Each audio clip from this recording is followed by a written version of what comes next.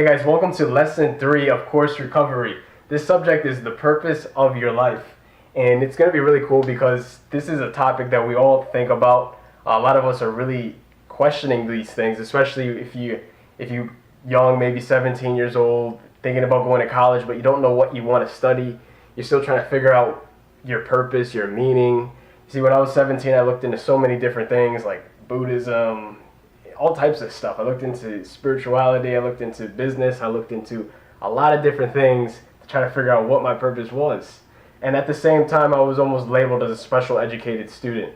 So you see, I thought there was something great for me, but when I looked around, people thought of me as in need of extra help or extra attention. You know, when I was 15 years old, I'd be walking into the special classrooms with about 4 other kids that needed special attention. And I didn't think I needed it, but they put me in there, and I would see I don't know what the person, I think it was a therapist or something interesting, and she would kind of judge how I was thinking. And she told me one day, she said, "You think very differently.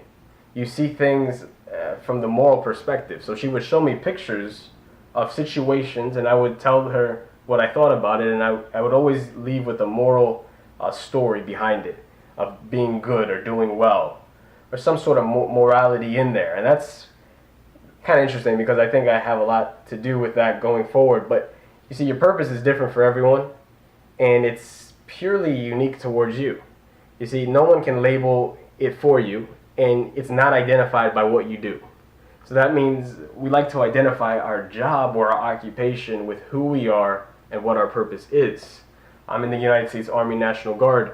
If I leave the military, which I will be doing shortly, I would also lose my purpose as a soldier. But it's because I know what I am outside of my job. I'm not dependent on my job. And this goes a lot to do with your purpose because it's more divine than what you do. It's really who you are and what you have to bring to the whole entire world. As is, you see, I always use the analogy of in Pharaoh, when Moses had to go free the slaves of Egypt. Moses had a mission, but Pharaoh had the position. You see, but Moses' mission overtook the position that Pharaoh had. And when you figure out what your mission is, your meaning, it'll overpower position. It would overpower occupation. It will overpower a lot of amazing things because what you're called to do is a lot different from what you're paid to do. What you're paid to do, you can get fired from. What you're called to do, you can't get fired from. It's what you were born to do. It's what you were made to do. It's what you were created for. You see, every product in a business is made for a purpose. I don't create things for Amazon or Best Buy or Walmart unless I have a purpose for the product. It needs to be utilized. It's going to serve a service or be of benefit. And that's the same way you are when you were created with a purpose, with a divine meaning and a mission. When you were formed in the womb of your mother, every little hair, every little cell, every single aspect of your mind and your body and your soul was put there for a specific reason, ultimately to help you move forward in a direction on due season.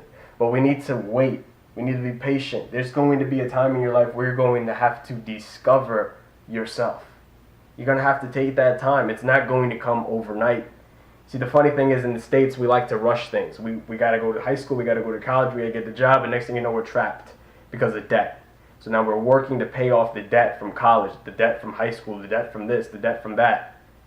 And now we don't have the time to discover who we really are.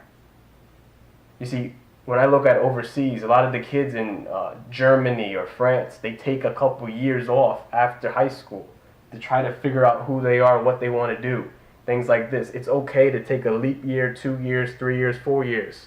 It's no rush. But because everyone else is doing it, we need to do it too. And this is the concept of keeping up with the Joneses. If you saw everyone walking off a cliff down to the toilet, would you follow them? Or would you stand up and say, that's not my direction, that's not my path? It requires boldness to figure out your purpose.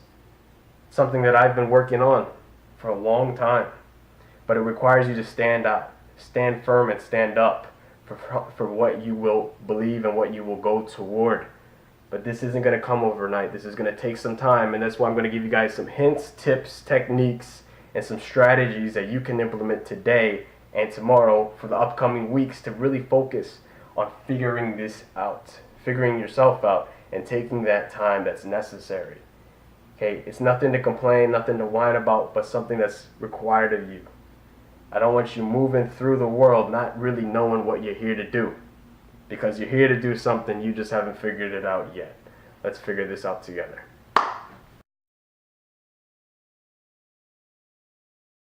Alright guys, great. So right now I'm going to talk about the story of Moses in Egypt. And this story has a lot to do when I think about purpose and mission, because it has a lot to do with meaning and why you're created. When I look at the story of Moses and when he went to Egypt to free the slaves, he grew up for a long time not really knowing what he was here to do. You see, he lived in the land of Egypt with Pharaoh and the family, and he was treated like royalty. So he was treated as if he was one of the princes. That's why you've seen the movie Prince of Egypt.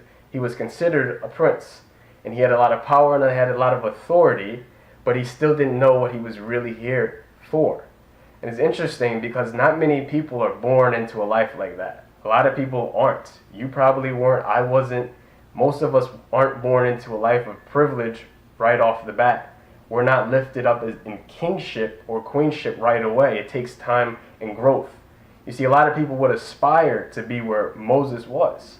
But Moses was already there, and he still wasn't satisfied because he knew there was something else to him. There's something more to his life. And he found out that he wasn't a part of that family and that his background was with the slaves. And for some reason, he was treated differently, and he didn't like it. One day, he ran away to try to get to know himself, to try to understand. He was confused. So he left. He left everything. He left the prince. He took his jewels off. He ran into the desert. And in the desert, he was lifted up by a family. And this family raised him. They taught him the religion. They taught him the faith.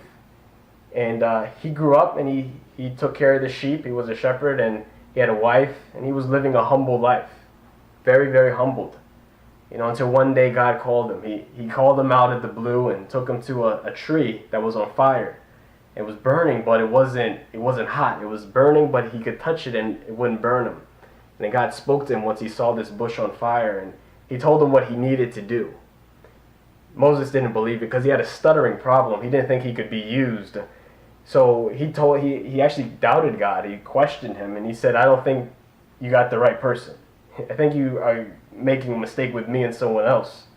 I can't even speak. Why do you think I could free slaves when I can't even talk to people? I have a stuttering issue. God said, don't doubt me. I'm the one that created the heavens and the earth. Are you doubting me? Do you not understand my power and my strength? Moses was shocked because the power of God is very real. And so he conformed to it. And he went out. He went out on this mission that God put on him, the purpose for him to go out and do something he would never dream of doing. See, he looked at himself at the time as a humble shepherd. How could I be used? God didn't see that. God saw something different. He saw what he created him for, and he told him to do it. You see, Moses was now activated. His mission was in coordinates. It was time for him to work and to do what he needed to do because it was God that ordained him and called him for it. Now, God didn't need him. He could have chosen someone else. But he laid the steps for his life so that he would be prepared for the mission. Sometimes you're questioning why you're going through some of the things you're going through. It's a hardship. Somebody died in your family. You got kicked out of the house. Why am I going through what I'm going through now? And I want to tell you, it's more divine than you think. Everything has a specific reason for it if you just knew and waited. Even I'm beginning to understand that. But I see it through many older gentlemen and women that say God has used this situation for that meaning and this reason and that. There's a lot of gain in pain if you only knew and could wait to see it. See, Moses didn't know why he left. But now he realized what everything was aligned for. So he followed the mission that God put on him, and he went down to Egypt. He didn't have any secret idea. He didn't have any noble plan. He just moved on the faith He took his staff and he moved on faith. He knew that God was going to come through at the right time. And sometimes we can't even pick up our staff and move on faith because we don't have a plan. And I'm going to tell you, you don't need a plan to move on faith. You just need to have faith to move. If you walk out on faith, something will happen along the way, but you need to trust that something will come through. It's not always right away. It's not always the way you expect. But just start moving and you'll see when you get there. All the time this is so evident. Even in my own life, I see it today. Took a trip, didn't know why it was going on. Took a trip here and then I saw this happen. And everything always evolves. But I need to move on faith. You need to move in the faith, trusting, taking that step. See, Moses still didn't think God could use him because of his disability. And some of us think we have a disability. Some of us are addicted to alcohol. Some of us dealing with addictions to pornography, or some of us have an abusive relationship. Some of us didn't go to school. Some of us don't have the ability to read well. Some of us are lacking, we're too shy or something. And we let these things prevent us. And we keep telling ourselves, there's no way, I can't do this, so why could I do that? I can't do this, so why could I do that? That's not from God. That's not from him. He doesn't want you to feel those ways because that's not true. He can make what you're great at even better. And he'll have people help you in the areas you're not. But you need to focus on what you're already good with and become even better with that. And I can guarantee you other pieces will fall into place. People will come out of the woodworks to help you out or give you something or support what you're doing. And they'll see how they can benefit because their mission will actually be aligned with your mission just because they'll help and add to the piece of the ultimate mission that God has ordained, not just for us, but for all mankind. But everyone has a piece to play, including you. So do not underestimate it. But when Moses came to Egypt, he came with his brother-in-law, Aaron. And Aaron did a lot of the speaking for him. Surprisingly, God helped him out. Gave someone who's very good with words, very good with speech, to do a lot of his speaking. But Moses still was leading the path, guiding and showing a light to those that didn't see it. You see, now when Moses went to Egypt, he was first bashed. They made fun of him. They teased him. They actually hated him. And the people he was trying to free wanted him gone. They almost wanted to kill him. Because what he was doing was he was making their slave owners angry. He was making Pharaoh mad. And they've been in slavery for 400 years. They were so accustomed to it that they didn't think God was going to answer their prayer. And they didn't think he was going to send Moses or anybody to do anything. So what they wanted was for him to leave. And the funny thing is, you're not going to be accepted right away. When you have to walk into a room and you know you have a gift, people are going to laugh at it. They're going to laugh at it even though you could be the answer to their prayers.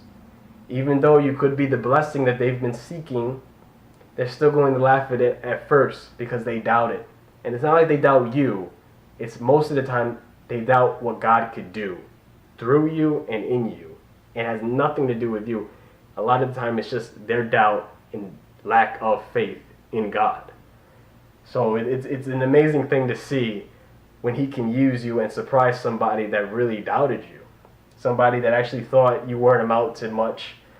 But when he started to use you and move through you, the door was open even for those people that doubted. And it's a really cool thing you'll be able to see. You know, I've seen people that kind of laughed at me a couple of months ago, thought I was a joke. And they're coming up to me saying, "Wow, I really like what you're doing, man." Because they're like, I'm starting to become more into the faith. I'm starting to pray a little more and stuff like that. I'm like, wow, that's awesome. That's really cool. And you know what? That's not me. That's God working through him, using me and using him in a way I wouldn't be able to see. But he used me by just allowing me to follow what I know I should. And it's opening up gateways and doorways and minds to more. It's just how it will be done. It's how your life will be used. And I always use the analogy, products aren't made without purpose. Products are not made without purpose, without meaning. You have one. Everyone as well does. See, I don't buy the camera if I'm not going to use it for a certain purpose. I'm not going to buy the lights if I'm not going to use the lights for a certain purpose. I'm going to buy these sunglasses if I'm not going to use them for a certain purpose. And that's the same way with you, but you just need to figure out how you're going to be used and where it's going to be. Who knows how you could be used? But one thing I need to tell you is that every single piece plays a part. When I'm looking at the camera that I'm speaking into, I know that the pieces of the camera play a specific role. If there was one piece that was missing, the whole camera would break. And that's just how God wants to use you. If there's one piece that's missing to the puzzle, it won't be complete. You have a real specific meaning to fulfill into the world. And it's crazy how we start to look at some people and think that they're capable, but I'm not. That should always be a living testimony to tell you what is. If you see someone else do something that surprises you, shocks you, amazes you, understand that that's not just for one or two or three, but for everyone, for everybody. These should be testimonies to you to tell you what is possible. It's not a specific few. It's not the specific Illuminati or whatever that gave them the help. Now, there are organizations that will help people out, but these gentlemen were good before the organizations came to help them out. They had the skill set, the talent, the work ethic before they had this financial support. See, a lot of us think it's funny. We think we need the financial backing or we need the validation from men to do what we're already good with. You need to start doing it first, and then you're going to get the things you like from others. But it starts with you becoming an expert at your craft. That's just how it is. No one's going to support you if you're not great at it. You can't sell the idea that one day I will be great. Why don't you become great? And then people can see through the testimonies, through the results, through the content, through what you produce, through what you create. Then they'll see, oh, okay, now like I figure out maybe if I gave them this or gave them that can benefit. But at the end of the day, your goal shouldn't be to seek what you can get. It should always be what you can give, provide, and contribute. See, man is not measured by how much he gets, but how much he gives.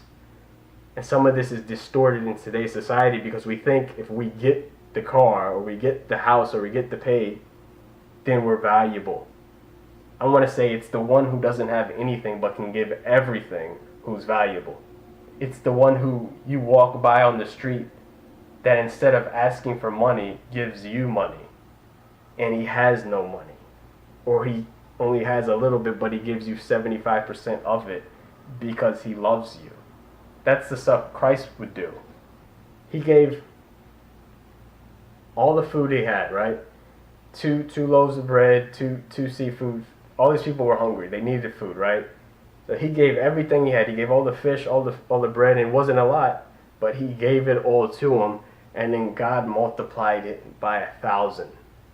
I believe if you start to give what you have, there'll be a weird sort of gift where you can give more because you've already given before. If you could give that much yesterday, you can give twice the amount today. Whether it be a gift from your heart, whether it be the skill set that you have, whether it be a service that you provide. If you could do it 3 days in a row, you could do it 4 days. If you could do it 5 days, you could do it 6 days. If you could keep blessing, you can always bless. But the problem is when we think we can't give, we don't have anything to give, we don't have any blessings in us to bless others with. And that's just not true because everyone does. Alright guys, so now I want to talk about how do we find the purpose of our life. It's a really cool topic, but it's also crazy to talk about because everyone finds it differently. I can't give you one specific way, but I can tell you the way that I found it, the way that I'm finding it, the way that I'm growing into it. And I'm going to tell you, it takes time. It's not overnight. It doesn't happen in an instant. It happens over a couple years, sometimes of doing things you wouldn't want to do. I found out what I wanted to do by actually doing what I didn't want to do, by finding out what wasn't for me, what did not work. I used to do a sales job down in Baltimore City where I would sell all types of meats out the back of a van: steak, chicken, seafood, and pork. And I would run around with these guys, these guys, all types of crazy dudes. Some dudes just got out of jail. Some dudes were selling drugs. Some dudes were doing all types of stuff, but I was working with a pretty exotic crowd of people, okay? And these guys all had the idea to make a lot of money. So they were going to do whatever they could to get paid. That was it. All we wanted to do was make money. That was it. That was the only purpose we had. At least that's what we thought. A lot of us thought that was the purpose of our life, was to just make a lot of money. And that's what we wanted to do. So every morning we would have motivational meetings, and we'd all glorify the dollar bill. We'd all basically praise money, and we would run out there and say, let's get it. And we would say F them up Fridays and, make money Mondays. But we would have a whole bunch of mantras before we went out on the streets and sold our product. Now, these were hardcore sales because we didn't have any leads. We didn't have any connects. All we had was the product, and we had our brains, and we had the world. So we ran out in the trucks. We went to all over the state of Maryland. Some would go to the beach, some would go to the city, some would go to New York, some would drive anywhere. All we had to do was be back by 6 o'clock at night. No, it was 10 o'clock at night. That's all we had to do. But as long as we had the van and we had our minds, we made money. So me and my good friend, he was a buddy of mine, the little dude, he had tattoos all on his face. He cursed up a storm every day, and that was my partner in crime, okay? I would drive because I had a license, he didn't. And we would go to the inner city Baltimore. One day I remember when we were in training, me and him both got out the van to knock on doors. And the first thing I hear is 2 gunshots go off up the street. 2 loud gunshots go off. And I'm used to hearing gunshots because I'm in the military. We shoot weapons. We train a lot. It's not uncommon, but it's uncommon to hear that in a public setting where there's people and civilians and little kids just moving around. And then right after you hear that, we heard police cars, ambulances, everybody run up the street. Neighbors came out the house, and it was just kind of weird. Actually, it was kind of freaky, but for some reason it didn't stop me. I kept knocking doors and kept doing my job because I was just trying to get paid. And that's exactly what we did. We did whatever we could to sell anything, almost to the point where we would lie. We would cheat. We would be manipulative. I would knock on a lady's or a gentleman's doors about my age, and I would tell them that, we got the shipment in today. I told them my boss told me this and that, and we basically pretend, and we do whatever we could. And some days we made $100, some days we made $2, some days we made $150, some days we made $25. It was very unstable, and we were getting caught up in the dream and not so much caught up in the reality. There were a lot of people manipulating, a lot of people we worked with that were taking advantage of us because we were younger and things like this. I was only like 19, 20, and my partner in crime he was only like 19 too. And so we were easy prey for a lot of things, for a lot of schemes, a lot of jokes, a lot of tricks that was played. And so we ended up leaving. I ended up leaving that company, worked for another company. And then one day I was like, look, man, I'm going to leave this scene because this isn't me. And I went back home to Connecticut, took some time off and tried to figure out what I was really passionate about. I started making motivational videos on YouTube and going from there. But it took me a while of being in a scenario that wasn't for me to figure out what was. And sometimes you're going to question if you're doing the right thing. But I'm going to tell you, if you dread getting up and going to that job or doing what that thing is, if you dread it, if you hate it, that's a good sign. That's a good sign because it's telling you that this might not be aligned with you. And that's the first thing you need to know. You're not always going to know what is, but as long as you know what isn't, you'll get a lot closer to what is. And a lot of people say, oh, you got to do what you hate. Why? Why do you have to do what you hate when you could do what you love and get paid for it? It's possible. It's a reality. It's something a lot of people do. And to be honest, it's probably the best thing you should do because it's the only thing that's going to keep you moving. There's going to be times when you don't have motivation, don't have the inspiration, but if you know it's what you're called to, you'll figure out a way to do it. I always do. Stuff I don't want to do, sometimes I'm like, oh, I don't know, but I remember this is my calling. I'd rather do this than watch TV. I'd rather do this than hang out. I'd rather do this than do anything else. Actually, I'd rather praise the Lord and then do this. But that's on my list, period. So you need to figure out what's on your list, but it starts with finding what you don't like. Maybe you can do what you do. And this will take some time. It's not going to come tonight. It's not going to come tomorrow, but it's a process, okay? The second thing I want to give you guys is some habits you can do daily. Habits you can establish into your daily life. And this first habit that I suggest for you to do is write down a gratitude list every morning. This was one of the things I had to do when I was doing something that I knew was not for me, but I was doing it anyways because I needed the money and I needed this, so I was doing it. I was actually in Catonsville, Maryland, and I had a small studio apartment, and I was working for this door-to-door sales company. And it wasn't bad. I was getting paid. But I knew there was something else. There was something more. I mean, I was still, as usual, I was getting taken advantage of. A lot of these companies want to take advantage of young people. So I was about 19 years old. I was getting paid less than everybody else. You know, everyone else was getting paid a little bit more than me. I found that out. I was getting paid about $200 less a week and stuff like that. And so, you know, I obviously was getting swindled. My sales were okay. They weren't the best. I was getting leads. I was doing my job. I wasn't the best at it, but I was okay with it. It's getting better slowly. But there was still something missing. Some nights I'd bring home a good amount, 800 a week, 900, something nice. But then I would still feel kind of missing something. I was dealing with this pornography addiction. You could only imagine how weird that is. You have your own apartment, but you're just jerking off in it every night. You know, I'm 19 years old, and I'm dealing with this, and I'm still missing something. There's something missing. I don't know what it is, but it's something, and there's a void there in that space. You know, it's like you have the car, you have the place, you have the job, you can pay your rent, but there's still something missing, and that's what a lot of us are dealing with. And this is why it's so important to figure out really what's there. I mean, I'm going to tell you straight, that void is relationship with God. That's what that void really is. But once you have relationship, you can also figure out your purpose in relationship. And that's the most beautiful thing. But the first thing I want you to do, the habit that I want you to establish is the gratitude. Being grateful. Start saying thank you more often. Start being thank you, God. I appreciate this. I appreciate that. I appreciate another day. Even if you hate getting up, just say thank you for another day. When we give gratitude, it changes our state of being.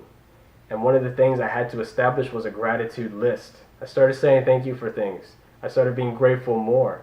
And I started doing this every morning and every night.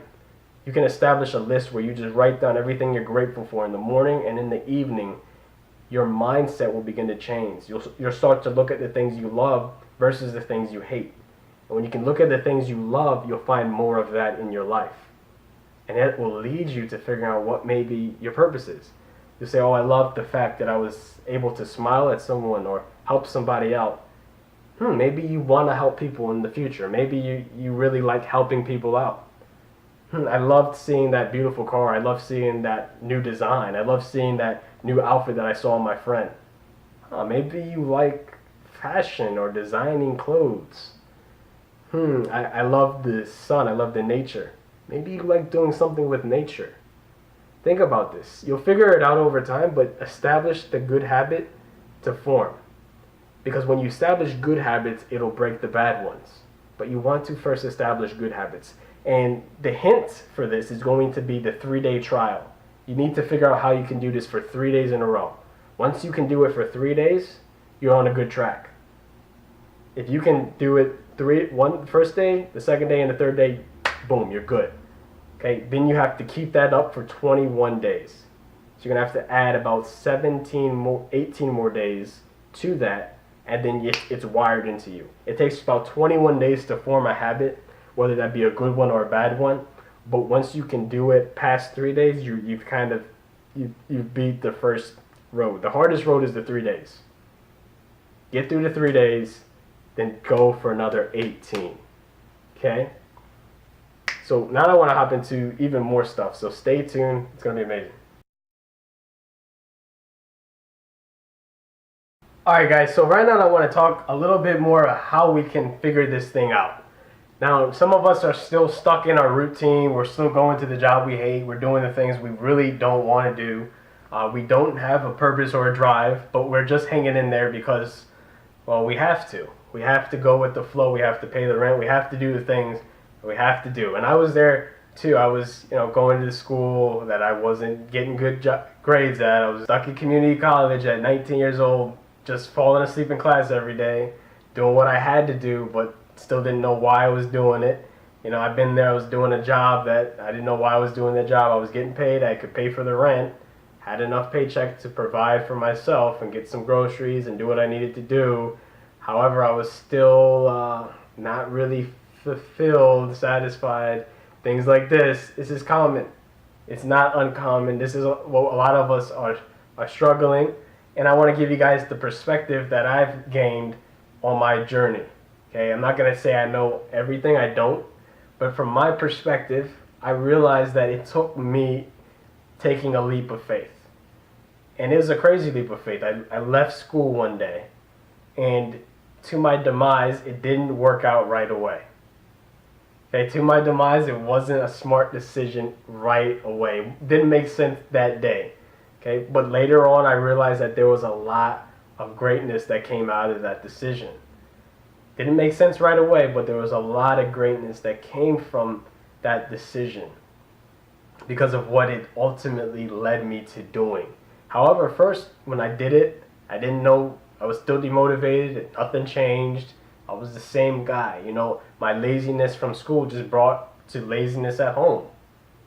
Nothing changed. Until I was tired of being sick and tired. Until I was tired of being lazy and tired. Until I was tired of that, that's when something changed.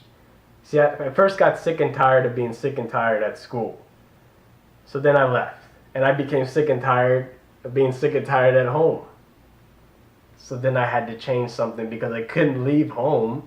I realized it was me. It was the man in the mirror. It wasn't the school. It wasn't the home. It was me. It was me. It was me. See, that's what took me a while to figure. It was the one I was looking at every morning. You see, I've been blessed to figure out that now I could go into any situation and conquer it. I can apply these techniques and the things that I've learned over the years into any predicament, any circumstance, anywhere, and prosper. But I had to start with the one that I see. And that was the one I lived with. I lived with myself, right? So I got tired of it, and I said, look, something needs to change. Started listening to motivational speakers, reading the right books, Think Rich, Grow Rich, things like that. Tony Robbins, Eric Thomas, listening to the right people. I got some posters that said, if you want to succeed as badly as you want to breathe, then you'll be successful. I looked at that every single morning in my little room in my parents' house. I turned my room into a studio to film videos. I took the bed out of my room. I think I threw the bed away, actually. Then I didn't sleep at all. I think I went to bed when I couldn't stay up, basically until I fell out. So I didn't really go to sleep because I didn't want to sleep. I said, I can't sleep. I need to make something happen. There's a burst of motivation that just came out. And I was making a lot of videos, making a lot of YouTube content, opened up an online business. Things were pretty cool. And so I even started a brand called Mac Motive at this time. See, there was a lot of momentum here. There's a fresh momentum, there's a B2B momentum. I started vlogging, gaining a following, getting views. It was great. Things were moving because I was moving off the momentum. I wasn't sleeping, I wasn't hanging out, I wasn't doing anything else. I was just focused and I was producing. I was grinding, I was working, I was doing what I knew I needed to. And so that's what you guys are going to get to at some point. You're going to take the leap of faith, and it's not going to work out immediately. Some of you are going to fall back to where you came from, but the few of you are going to say, look, I'm going to make this thing work, and I'm going to do whatever is required for me to make it work. Because somebody who leaves the status quo has to work even harder to make that decision beneficial. Otherwise, you're just going to be laughed at, and a lot of us will be. Took the leap of faith. Oh, dude, why'd you leave school? You're a loser. Okay. Say what you need. I got things to do. You get it? You're going to start to establish a work ethic, a grind, a different mentality. And that mentality is going to be very attractive. So then you're going to start to bring around the right individuals, the right minds. If I hang out with anyone, it's always people at least 10 years older than me. I very rarely hang out with people 22, 21, because a lot of us have this mentality that's really kind of like slave mentality. It's like, oh, I just got to do what I need to do.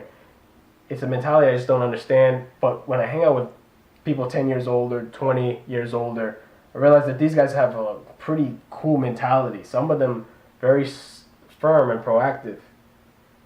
And some of them are very dull, but they have a lot of knowledge to give.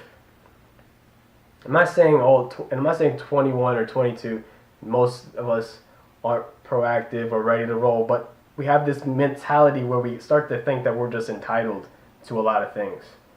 A lot of people might believe that, I should just be given success, or I should just be given this opportunity, or I should just be given this doorway, and nothing's going to open for you. This is the things I've learned hanging out with a lot of older people, is that no one's going to open a door for you. People will help you out, but you got to work to create a door or break down one for yourself. It's just not how it is in the real world. Is different from the school world. And I've learned this because I've left school and I've seen it. But it's a very dog-eat-dog world where a lot of people will take advantage of younger people because they think they're more naive and dumb. And it's just reality. I've been in that situation many times, so I understand it. But you need to figure out how to play it. You need to figure out how the world works. It's really fun when you figure it out. But it starts with knowing yourself. Then you got to know the environment that you work in, because the environment is changing. But a lot of the time, the environment isn't for your benefit. It's one thing you'll soon realize, is that it's not set up for you to prosper. It's set up for you to work for those who have already prospered. So if you want to be the one who prospers, you need to step out of your current circumstances telling you, I'm just going to prosper because. Nothing's going to be handed to you. No one's running around with a $500,000 check looking to give it to you. It's not like the movies where you see, Mark Zuckerberg blew up and all these young entrepreneurs. It's not the movies at all. It takes work. It takes an ethic. It takes, not hanging out with the people who are smoking, not going to clubs, not going to parties. You can't do that and be successful, period. You need to sacrifice a lot when it comes to relationships, get-togethers, hangouts. But these are just some of the things I've learned, some of the things you'll learn too if you're around my age.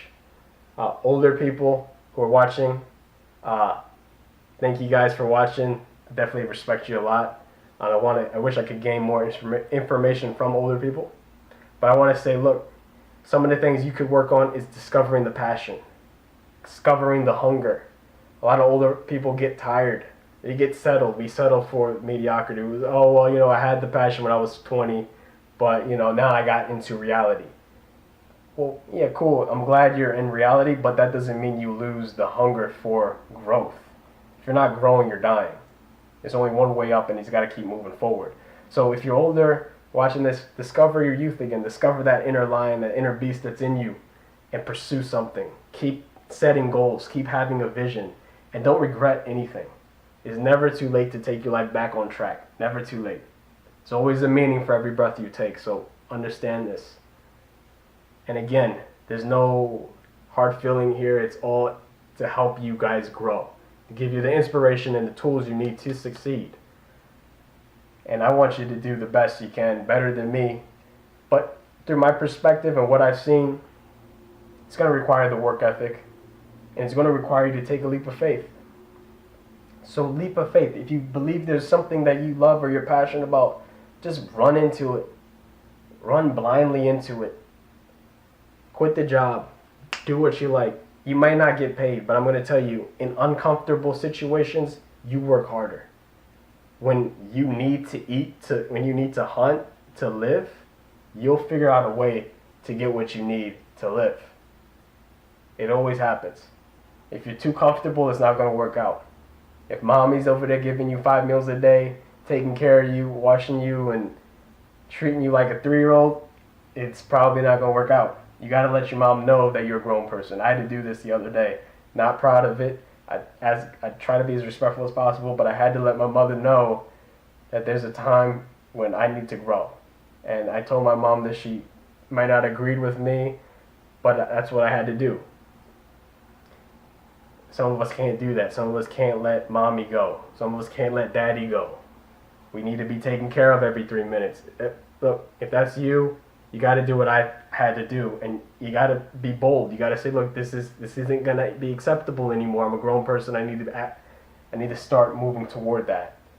See, when you're a child, you think like a child. When you become a man, you put away childish things, and that includes the things that come with children behavior, being babied, being taken care of, all these things. Am I gonna lie? Am I completely independent? No, I'm not.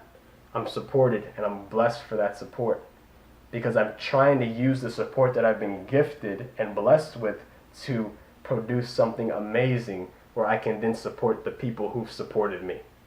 That's just my goal. That should be yours too. But once you figure out this purpose, you'll figure out the momentum, you'll get the energy, and you get the movement to do it no matter what the circumstance or no matter what comes at you. So that's why I need you guys to figure that thing out. And I need you to pursue it with everything you have. Thanks again for staying tuned. This is Lesson 3 Recovery, getting into a brand new course coming forward. This is the end of the courtesy courses. And the courtesy courses were free. You don't have to pay a dime for these. You got them free. Now I'm getting into the awesome stuff that's going to help you become a leader, self-aware, all the gems of the juice that you actually got to pay for. That's going to be amazing. So stay tuned for those.